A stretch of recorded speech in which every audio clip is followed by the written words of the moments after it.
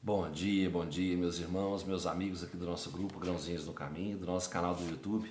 Sejam todos bem-vindos mais uma vez, mais uma quarta-feira, ao nosso pequeno estudo, a nossa leitura diária do Evangelho segundo o Espiritismo, do Livro dos Espíritos, nossos grãozinhos no caminho de hoje.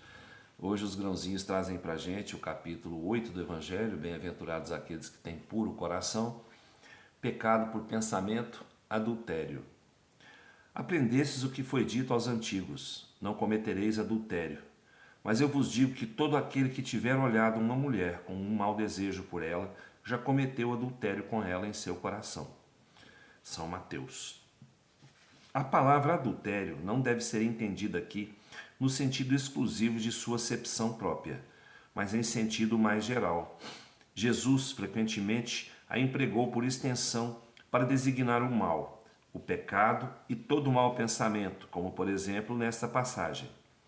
Porque se alguém se envergonhar de mim e de minhas palavras entre essa raça adúltera e pecadora, o Filho do Homem se envergonhará também dele, quando vier acompanhado dos santos anjos na glória de seu Pai. São Marcos.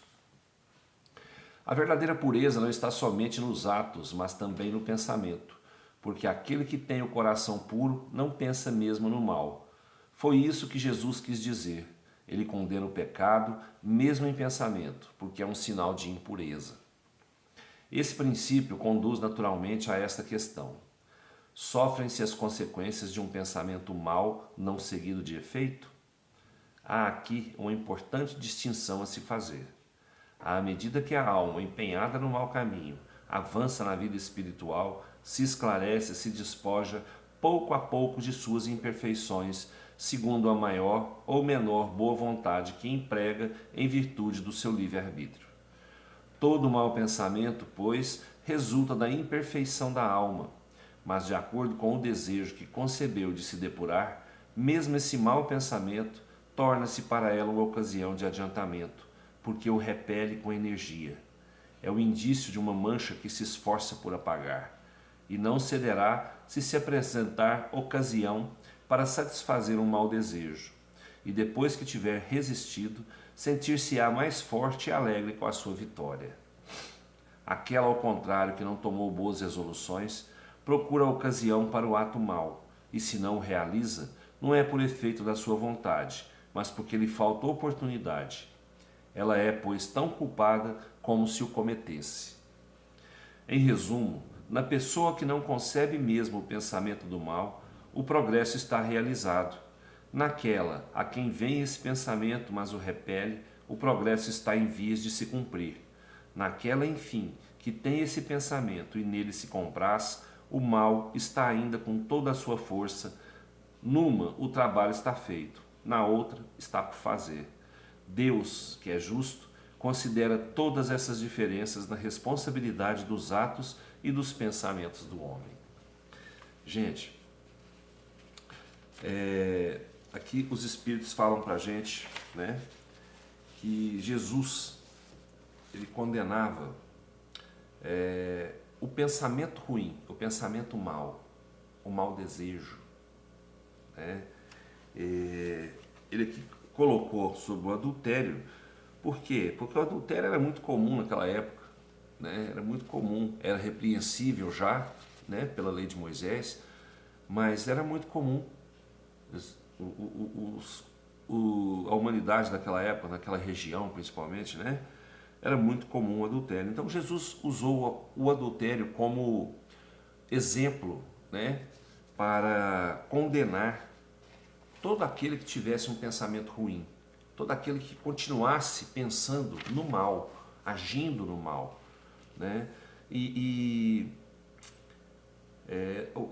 falava que a verdadeira pureza do ser, né, não estava nos atos dele, na maneira que ele fazia as coisas, mas estava sim no seu pensamento, né, no seu coração.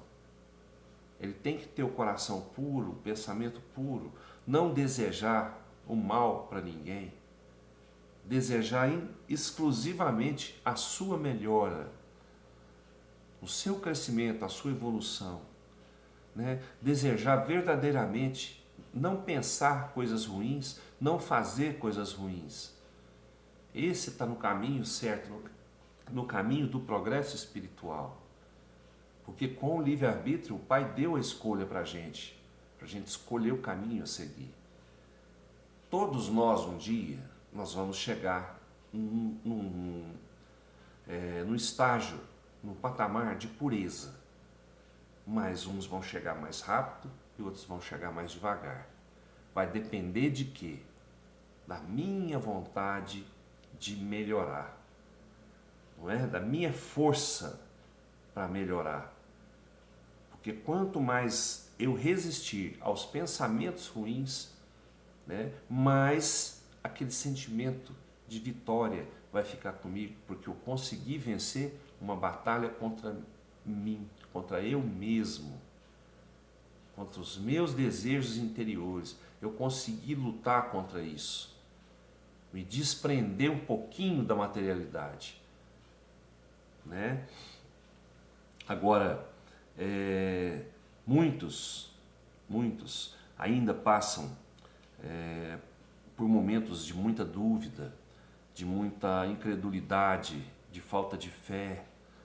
Esses aí, eles não se preocupam com o futuro. Vão vivendo a vida aqui na Terra, cometendo os seus erros, né?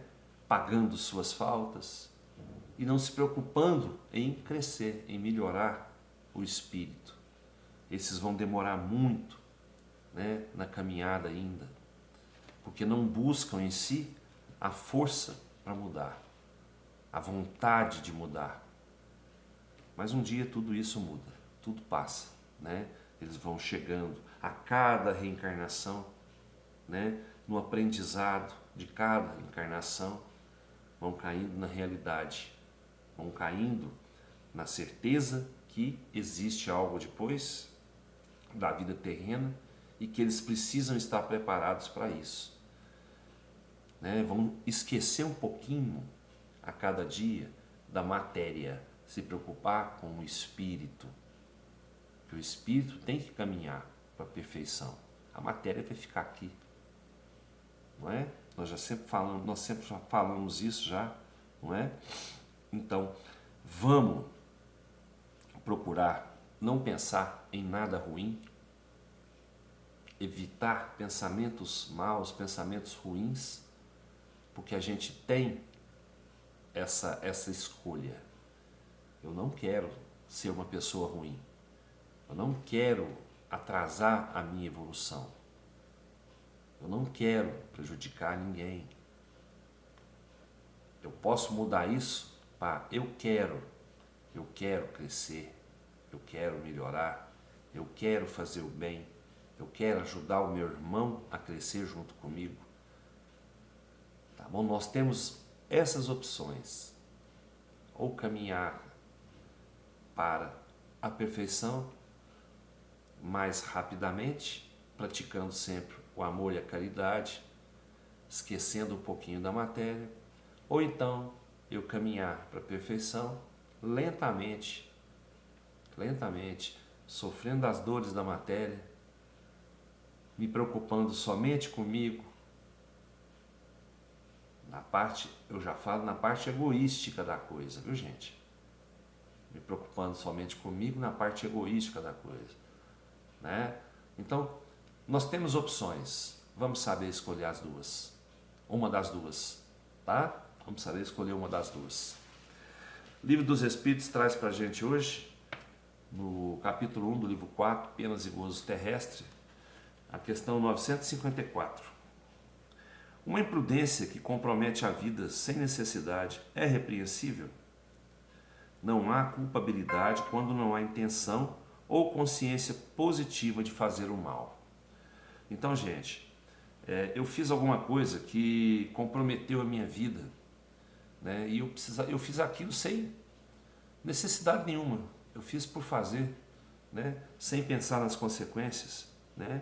E eu não tenho culpa se aconteceu um acidente desse aí, nessa atitude que eu tomei e que ceifou minha vida ou ceifou a vida de outro. Se eu fiz aquilo sem intenção nenhuma de me prejudicar ou prejudicar alguém, não há culpa nisso, tá? Não há culpa nisso. Desejo a todos aí uma ótima quarta-feira, com muita paz, muita luz, muito amor no coração, muita saúde para todos os doentes desse mundo, que recebam as bênçãos de Deus, sejam curados de seus males de acordo com seu merecimento, né? Fiquem todos com Deus, até amanhã, se Ele quiser, e eu tenho certeza que Ele quer. Beijo no coração, pessoal.